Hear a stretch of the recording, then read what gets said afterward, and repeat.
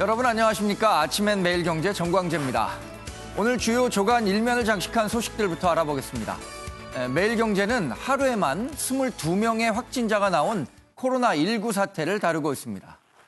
중앙일보 일면에서는 유사 콜택시 혐의로 재판을 받았던 타다 서비스에 대해 법원이 합법이라고 판단하고 이재용 소카 대표에 대해서도 무죄를 선고했다는 소식을 담고 있습니다.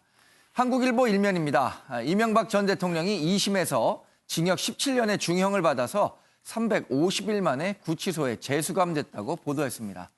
마지막 일면 소식은 동아일보인데요. 최근 부동산 시장 급등세를 보인 수원과 안양 일부 지역에 대해서 정부가 오늘 추가 부동산 대책을 발표할 것이라고 실었습니다. 자, 오늘 이야기 함께 나눠주실 네 분의 패널 모셨습니다. 어서 오십시오. 반갑습니다. 아침엔 매일경제 제작진이 선정한 오늘의 키워드도 살펴보겠습니다. 첫 번째 키워드는 2차 쇼크입니다. 코로나19 방역이 어느 정도 성과를 거뒀다는 평가를 받았었는데 어제 하루에만 22명의 추가 확진자가 나오면서 방역 당국이 2차 쇼크에 빠졌습니다. 지역 감염이 현실이 되면서 이제 정말 믿을 건 시민들의 철저한 개인 위생 관리밖에는 남지 않게 됐습니다. 두 번째 키워드는 노무현 정신입니다. 민주당 영입인사인 김남국 변호사가 금태섭 의원 지역구인 서울 강서갑 출마 강행 의지를 밝히면서 자신은 노무현 정신에 따라 출마한다고 밝혔습니다. 진짜 노무현 정신 무언지 많은 분들이 궁금해하고 있습니다. 세 번째 키워드 김형호가 이상해입니다. 미래통합당 공천 작업이 본격화되면서 김형호 공관위원장에 대해 여러 평가가 나오고 있는데요. 떨어뜨리면 이상하고 붙여주면 훌륭한 그런 공관위원장, 진짜 어려운 자리라는데 이견이 없을 것 같습니다. 마지막 키워드 실검 없는 총선입니다. 네이버와 다음이 총선 기간 동안에는 실시간 검색어, 이른바 실검 제공을 하지 않기로 했습니다. 꼬리가 몸통을 흔들고 조작이 진실을 훼손하는 일 있어서는 안 되겠습니다. 자, 이제 본격적인 신문 읽기 코로나19 확산 소식으로 시작해 보겠습니다.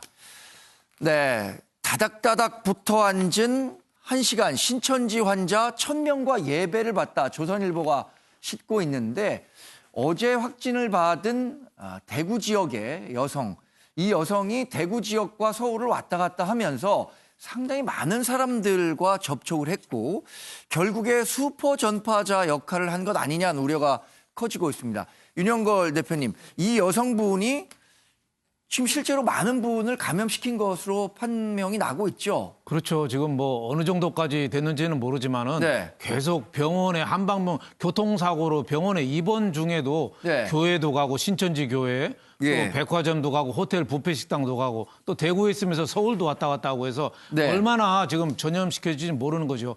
우리 지금 국내에 코로나 19가 1월 20일 날 첫 환자가 나왔거든요. 그렇죠. 지금 딱 한 달 됐어요. 한 달 됐는데 그동안에 잠잠하다가 네. 지금 53명인데 53명 중에서 어제 하루에 22명이 나왔습니다. 그렇죠. 22명이 나왔는데 그중에서 20명이 대구 경북 지역이에요. 네. 그러니까 굉장히 위험한 상태라고 볼 수 있고 지금 또 더 위험한 거는 예. 깜깜이 환자가 7명이나 돼요. 여태까지는 중국 갔다 온 사람들, 그렇죠. 싱가포르 갔다 온 사람, 외국 갔다 온 사람이 있거나 아니면은 확진자가랑 접촉했던 사람들 둘 중에 하나였는데 네. 지금은 아예 누구랑 접촉했는지도 모르는 깜깜이 환자가 7명이나 나왔으니까 우리가 지금 방역이 시급하다.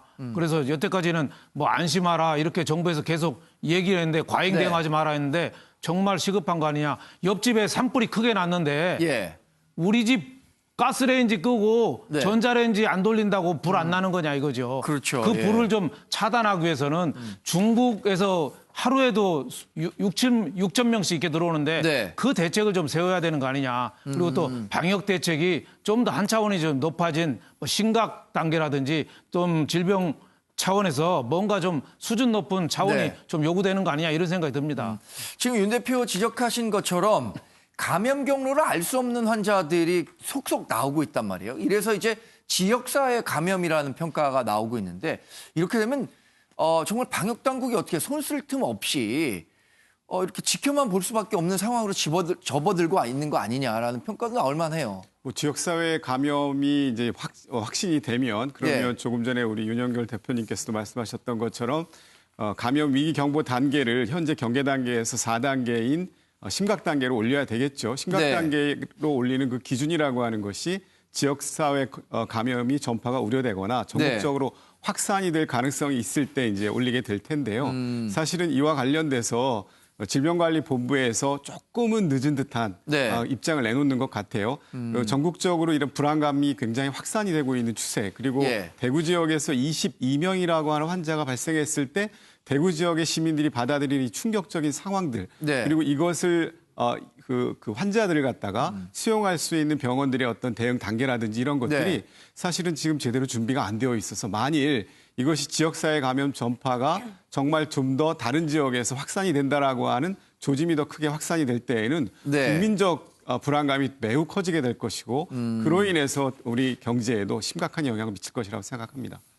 조선일보 보도를 보면요. 어제 이 31번 확진을 받은 여성이 같은 교회에 다니는 14명에 대해서 감염을 시킨 것으로 판단이 되고 있고 병원 직원 1명도 이 여성으로부터 감염이 됐다는 거죠. 나머지 3명 정도는 불특정, 그러니까 어디에서 알 수 없는지, 어디에서 알 수 없는 감염 경로를 통해서 감염이 됐다는 건데, 그래서 지금 대구는 굉장히 공포감이 높아진 것 같습니다. 조선일보 같은 면에서 다른 소식인데 공포 휩싸인 대구, 도심도 썰렁하다. 유치원 128곳에 대해서는 휴업 명령이 지어졌다라고 하고 있는데 대구 시민들이 느끼는 공포감 정말 크지 않을 수가 없을 것 같아요. 그렇습니다. 제 주변에도 뭐 다른 곳에 거주하는 대구 출신이라든지 대구에서 거주하고 계신 분들은 더더군다나 굉장히 좀 걱정과 우려, 근심이 많으신 것 같고요. 안부 전화도 많이 하고 뭐 그런 것 같더라고요. 예, 주고받고 뭐 이러시는데 그러니까 당장 이제 표면적으로 드러나는 게 특히 이제 표면을 접촉해야 되는 그런 업소들 있지 않습니까? 무슨 뭐 코인 노래방이랄지 아니면 PC방이랄지 그런 데는 눈에 띄게 이제 그 고객들이 줄고 있다. 그래서 상권이 더 움츠러들고 있다. 이런 기사 보도들 나오고 있고요. 이미 또 유치원 같은 경우도 28곳을 휴업하기로 했습니다. 왜냐하면 이제 10대 환자도 나왔고 연령대가 지금 코로나19 감염자가 40대, 평균 연령이 40대긴 하지만 이미 10대 초반에 이제 환자가 나오기도 했고 해서 어느 누구도 지금 안전지대에 있지 않다. 더더군다나 이 지역 감염을 통해 가지고 그동안은 폐쇄적이고 어떤 격리 이런 조치로 인해 가지고 더 이상 확산을 막을 수 있었다는 확신이 있었다면 지금은 감염 경로가 이제 정확하게 확실하게 이제 파악되지 않는 환자들이 나타나다 보니까 이 방역 체계의 패러다임 자체도 지금 전환해야 되는 상황입니다. 이런 상황에서 특히 한 지역에 너무 많은 환자가 일시에 이렇게 증가하게 되면서 걱정과 우려 더 커지고 있는 것 같습니다. 사실 이 코로나19가 치유하기 어려운 병이라기보다는 중국 현장에서 목격한 것처럼 의료 시스템이 붕괴될 경우에 발생할 수 있는 그 부작용이 훨씬 더 큰 거잖아요. 그런 부분에 대한 면밀한 대책들이 마련돼야 될 것 같은데 대구뿐만 아니라 서울 성동구에서도 77세 남성이 확진 판정을 받았습니다. 이분 역시 그런데 문제가 되는 건 해외여행과 확진자에 대한 접촉이 없었다는 건데 서울 성동구에서 발생한 이 깜깜이 환자에 따른 서울 지역 인근 주민들에 대한 두려움도 좀 커진 것 같습니다. 네, 일단은 처음에 발병을 했을 때는 코로나 바이러스의 발병지였던 우한이라든지 후베이 성을 다녀왔던 사람들을 중심으로 이제 조사에 나섰습니다. 그 이후에 17번, 18번 확진자 같은 경우는 싱가포르 컨퍼런스를 다녀오고 나서 그 상황에서 중국인 확진자와 접촉해서 확진 판정을 받았거든요. 그 이후에 또 방역 체제가 한번 바뀌었고 지금처럼 감염 경로가 전혀 파악되지 않는 사람들이 나왔기 때문에 또 한 번 방역 체계가 바뀌어야 하는데요. 저는 경기도 행정에서 좀 배울 필요가 있다고 저는 생각합니다. 경기도 행정 같은 경우는 병원 255곳을 전수조사했습니다. 그중에 873명이 폐렴 증상을 보이고 있다. 이 전체 환자 수의 4% 정도 되는 수치인데요. 경기도 행정 같은 경우는 이렇게 폐렴 증상이 있는, 유사 증상이 있는 모든 환자를 전수조사를 해서 그 사람이 코로나 바이러스인지 아닌지를 같이 검사하고 있습니다. 마찬가지로 전국 방역 체계 역시 이렇게 바뀌어야 된다고 생각하는데요. 코로나 바이러스 의심 환자뿐만이 아니라 폐렴 또는 유사 증상이 있을 경우에 코로나 바이러스인지 아닌지 선제적으로 진단해 볼 수 있는 그런 조사 시스템을 퍼뜨리고 그것을 모두 확인하는 방식으로 전개해 가야만 감염 경로가 확실하지 않은 사람으로부터도 이것을 확산을 막을 수가 있다. 저는 그렇게 생각합니다.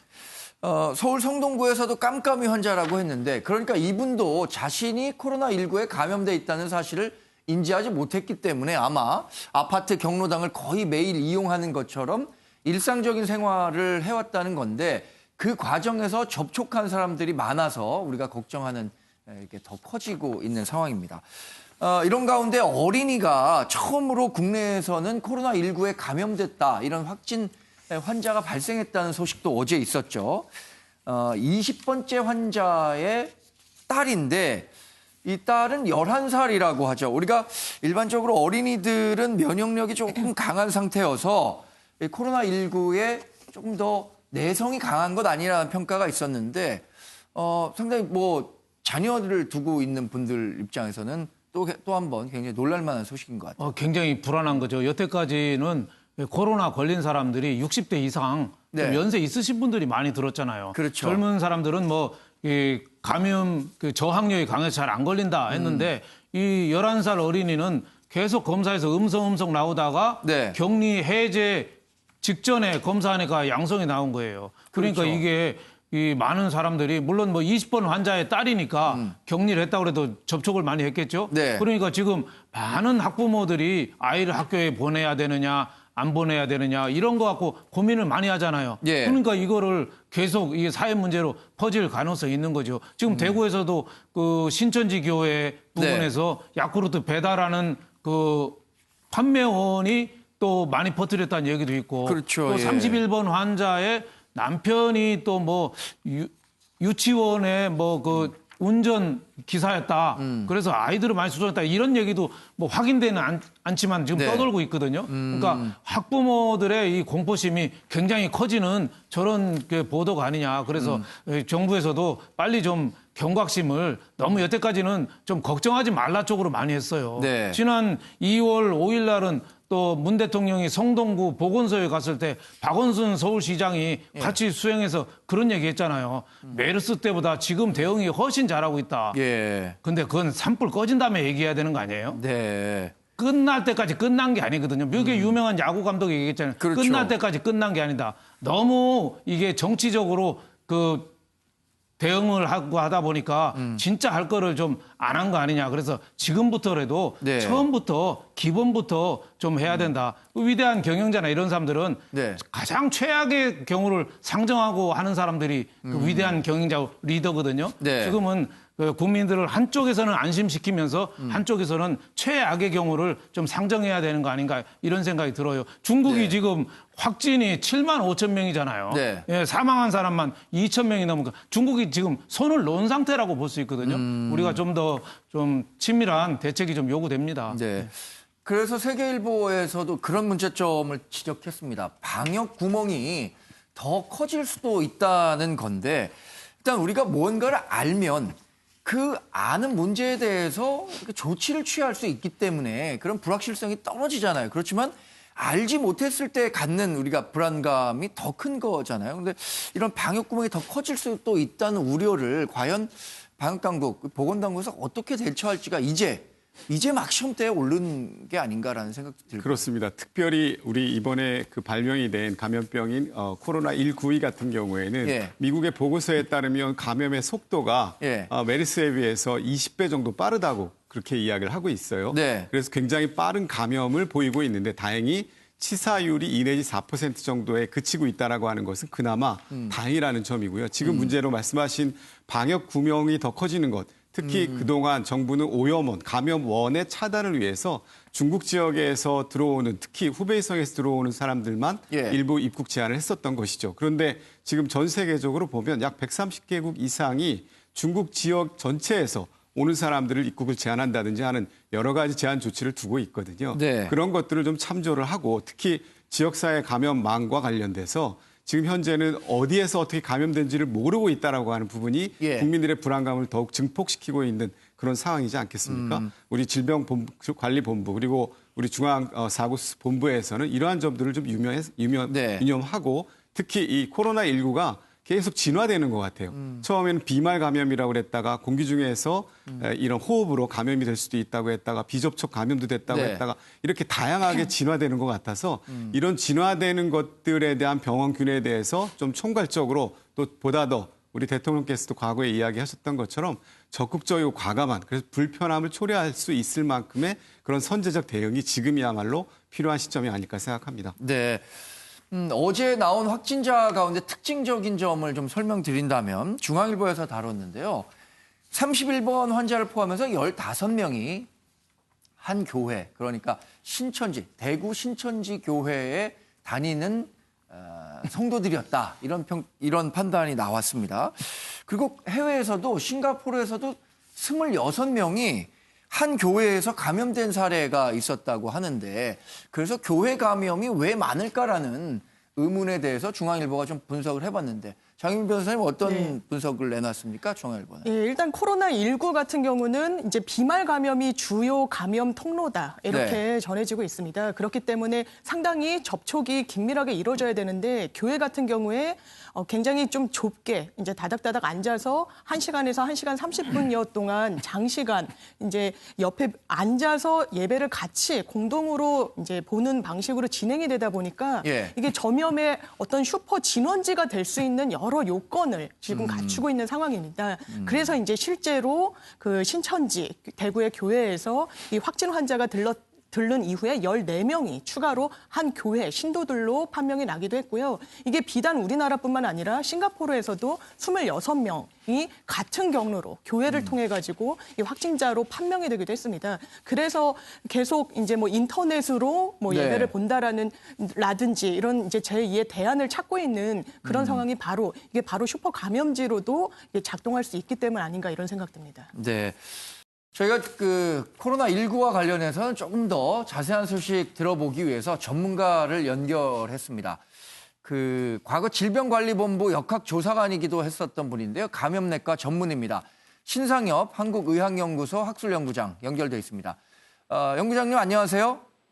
예, 안녕하세요. 네, 어제 확진자가 이렇게 많이 나온 거는 어느 정도 좀 예상을 했었던 국면인가요? 어떻습니까? 아직 질병의 근원지인 중국의 유행이 지속되고 있는 상황이고요. 예. 또 이제 중국을 비롯한 다른 위험 지역에서 사실 이제 사람들이 아직 이제 국내로 계속 들어오고 있는 상황이기 때문에 예. 뭐 지역 사회에서 환자가 발생하는 건 사실 뭐 예견되었던 그런 상황이라고 봅니다. 네. 그래서 지금 뭐 저희가 얘기 중에도 교회 같은 다중이 밀집된 공간에서 이용하는 시설에 대해서는 당분간 좀 자제하거나 아니면 뭐 이런 것들을 유의하는 방안을 모색해야 되는 시점이라고 생각을 하는 분도 있는데 어떻습니까? 이런 시설과 다중 이용 시설에 대한 규제 어떻게 이루어져야 될까요? 뭐 이제 어떤 분이 뭐 다중 이용 시설에 가거나 종교 활동을 하거나 뭐 이 자체가 문제가 된 게 아니라 예. 사람이 많이 있는 그런 다중 이용 시설에 증상이 있는 환자가 갔던 게 이제 문제가 된다고 보거든요. 네. 그래서 일단 지금 환자가 발생한 지역에서는 이제 조기 진단, 조기 치료가 환자 본인을 위해서도 그렇고 방역을 위해서도 꼭 필요하기 때문에 예. 이 감기 등의 호흡기 증상이 있는 분들은 이제 가급적이면 다중이용 시설은 방문을 삼가하시는 게 좋을 것 같고요. 네네. 증상이 이제 지속되면 뭐 1339 전화를 하거나 아니면 선별진료소를 방문해서 진료를 보시는 게 좋겠습니다. 네. 최근에는 계속해서 감염 경로가 불분명한 환자들이 나타나고 있잖아요. 아직 정부는 이제 지역사회 감염 단계는 아니다라고 평가하고 있는 것 같은데 그러면 이제 지역사회 감염 단계를 현실로 인정하고 새로운 대책을 내놔야 할 시점이라고 보십니까? 지금 이미 보통은 이제 위험 지역에서 입국하거나 이제 예. 확진자랑 접촉하는 이런 역학적 연결고리가 있는 상태에서 이제 관리가 된다 그러면 좋겠지만 지금 뭐 서울이나 대구나 이런 쪽에서 이런 역학적 연결고리를 알 수 없는 환자들이 발생을 하고 있거든요. 예. 네, 결국은 이제 뭐 이건 지역사회에 이제 전파가 시작됐다라는 그런 신호로 볼 수 있는 상황이기 때문에 네. 이제 지역사회 전파가 이제 확산될 수 있는 부분까지 이제 충분히 염두에 두고 방역당국에서 이제 대책을 세워야 되는 상황이라고 봅니다. 사실 어제까지 기온이 굉장히 낮았고 추운 날씨가 이어졌습니다. 그런데 이 코로나 바이러스는 기온이 높아지고 또 습도가 조금 높아지면 감염력이 떨어진다라는 보고도 있던데 그러면 이제 뭐 봄이 오고 하면 조금 더 이 감염을 막을 수 있는 그런 그 환경이 조성될 수 있다고 보시나요? 이제 뭐 지금 이제 코로나19 바이러스에 대해서 연구된 건 아니지만 네. 과거 메르스나 뭐 이런 그 같은 이제 코로나 바이러스 계열 연구된 걸 보면 이제 고온 다습한 환경에서 바이러스가 외부에 나왔을 때 생존력이 떨어지는 건 맞습니다. 네. 그러니까 이제 외부 나와서 생존력이 떨어진다는 얘기는 이제 접촉 감염의 이제 가능성이 떨어진다는 의미이기 때문에 예. 뭐 과거에도 그랬지만 대부분 이제 여름 시즌쯤이 되면 그 유행이 어느 정도 이제 그 소강 상태에 들어가는 거는 맞습니다. 네. 근데 이제 지금 이게 이제 그 유행이 또 이제 그 여름 상태, 소강 상태를 지나서 또 다시 유행할 수도 있는 그런 양상이기 때문에 네. 사전에 이제 잘 미리 그냥 여름에 끝날 수 있도록 대비를 하는 게 좋을 것 같습니다. 네. 어제 첫 초등생 확진자가 나오면서 그동안 좀 나이 어린 친구들은 이런 감염에 대한 우려가 좀 적다라는 평가도 있었는데 이런 일 때문에 이제 더 두려움이 커진 것 같은데 뭐 실제로 어린 사람들은 좀 그 감염의 내성이 더 강한가요? 어떻습니까? 글쎄 뭐 어린이가 특별히 코로나19에 강하다고 볼 수 있는 증거는 사실 뭐 없는 상태고요. 네. 뭐 우리나라의 예를 봐도 그렇지만 지금 뭐 밀접 접자로 보건당국에서 관리하고 있는 분들 중에 소아가 거의 없습니다. 네. 이제 무슨 말이냐면 이 이제 그 코로나19 유행 과정에서 밀접 접촉자가 소아가 밀접 접촉자가 될 가능성 자체가 낮은 그런 상황이라고 이제 볼 수 있고요. 네. 뭐 어린이가 뭐 더 특별히 강하다고 보시는 그런 증거가 없기 때문에 당연히 어른들이 그 어린이들이 이런 유행에 노출되지 않도록 잘 보호해 주는 게 더 중요하다고 생각합니다. 네. 지금까지는 그 우리나라에서는 확진자들이 다수 있었잖아요. 뭐 사망자는 없었고. 그래서 우리나라 의료 시스템 내에서는 이 코로나19에 대해서 어느 정도 좀 치료가 가능한 수준 아니냐라는 분석도 있었는데 앞으로가 관건일 것 같습니다. 어떻게 예상하세요? 코로나19는 이제 예전에 사스랑 메르스와 달리 비교적 질병 초기 네. 증상이 심하지 않은 단계에서 다른 사람들에 대한 감염력이 높다고 보이거든요. 네. 이건 무슨 말이냐면 이제 바이러스 배출이 이제 심하지 않던 초기 단계에서 다른 사람에게 감염을 시키기 때문에 감염된 사람도 증상이 심하지가 않습니다. 네.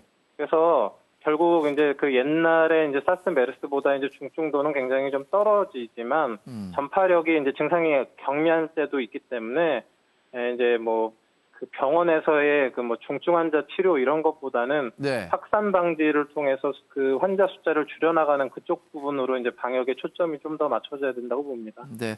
자, 원장님 오늘 말씀 여기까지 듣겠습니다. 고맙습니다. 네, 고맙습니다. 네, 오늘 뭐 이제 추가적으로 오전에 질병관리본부가 어느 정도나 더 확진자가 발생했는지에 대한 브리핑도 예정돼 있는데 모쪼록 아주 적은 아니면 아예 확진자가 없었으면 더 좋겠죠.